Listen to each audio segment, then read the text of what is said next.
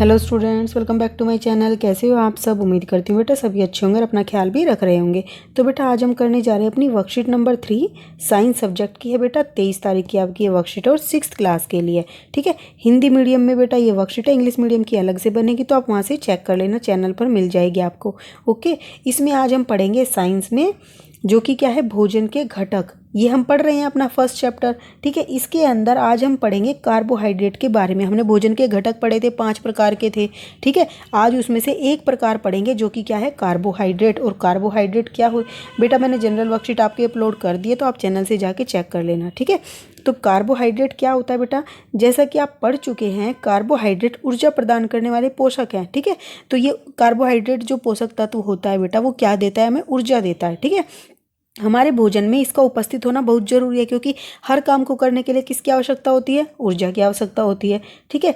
अब यहाँ पर देखो बेटा, आपको एक लिस्ट दी गई है, ठीक है। खाने की चीज़ों की सूची बनाइए जिन्हें आप प्रतिदिन खाते हैं, ठीक है। तो जो आप डेली खाते हो बेटा, अलग अलग खाते हैं सभी, तो आप यहाँ पर लिख दोगे। जैसे रोटी खाते हैं, कोई चावल खाता है, कोई दलिया खाता है, ठीक है, या कोई और भी चीज़ें खाते हैं, तो वो यहाँ पर लिस्ट में लिख दोगे। ओके, उसके बाद बेटा देखो, कार्बोहाइड्रेट कई प्रकार के होते हैं, जिनमें मंड होता है और शर्करा होती है। हमारे भोजन में पाए जाने वाले मुख्य कार्बोहाइड्रेट हैं। देखो, कार्बोहाइड्रेट कई प्रकार का होता है। जैसे कि हम रोटी बोलते हैं, तो रोटी भी कई प्रकार की होती है। एक तो होती है हमारी जो गेहूं से बनी होती है, एक हमारी किससे होती है, बाजरे की होती है, एक हमारी मक्की की होती है। तो अलग अलग तरीके की रोटियां हो गई। इसी तरीके से जो कार्बोहाइड्रेट पोषक तत्व है बेटा, उनमें मिलने वाला कार्बोहाइड्रेट भी कई प्रकार का होता है। एक तो मंड होता है और एक शर्करा। तो ये हमारे भोजन में मुख्य रूप से पाई जाते हैं, ठीक है। ये मुख्य कार्बोहाइड्रेट है जो ज़्यादातर पाए जाते हैं सभी के अंदर, जो भी पोषक भोजन होते हैं उनके अंदर। तो पोषक का नाम क्या है बेटा, कार्बोहाइड्रेट है।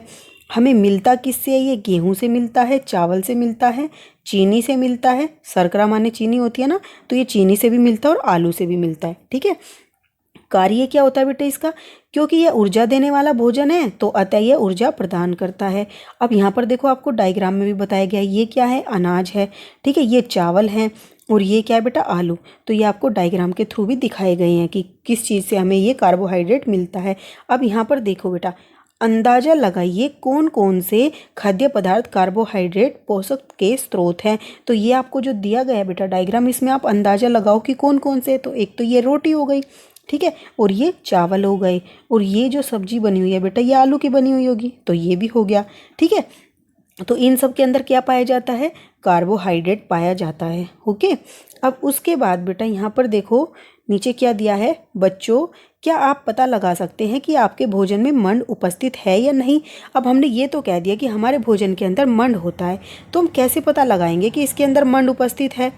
तो आइए अपने भोजन में मंड की उपस्थिति के परीक्षण की विधि को जाने। तो कैसे पता लगा पा सकते हैं हम, तो खाद्य पदार्थ या कच्ची सामग्री में 2 या 3 बूंद तनु आयोडीन विलयन के डालिए। तो तनु आयोडीन विलयन क्या होता है बेटा, कि जैसे आपने 1 गिलास पानी ले लिया, उसमें आपने 1 चम्मच या 2 चम्मच क्या डाल दिया, आयोडीन होता है जो, उसकी विलयन की बूंद डाल दी, ठीक है। तो देखिए क्या खाद्य पदार्थ के रंग में कोई परिवर्तन आता है। फिर आपने उसको देखो, यहाँ डायग्राम में दिखाया गया है, उस विलयन को क्या किया, आलू है, जैसे आलू को कट करके बेटा इसके ऊपर डाला, तो आप देखना यदि खाद्य पदार्थ का रंग नीला या कालेपन में नीला हो जाए, मतलब कि गहरा नीला हो जाए, तो आपको समझ लीजिए कि इसके अंदर क्या है, मंड है, ठीक है। तो ये हमें बताता है कि इसके अंदर क्या है, मंड है।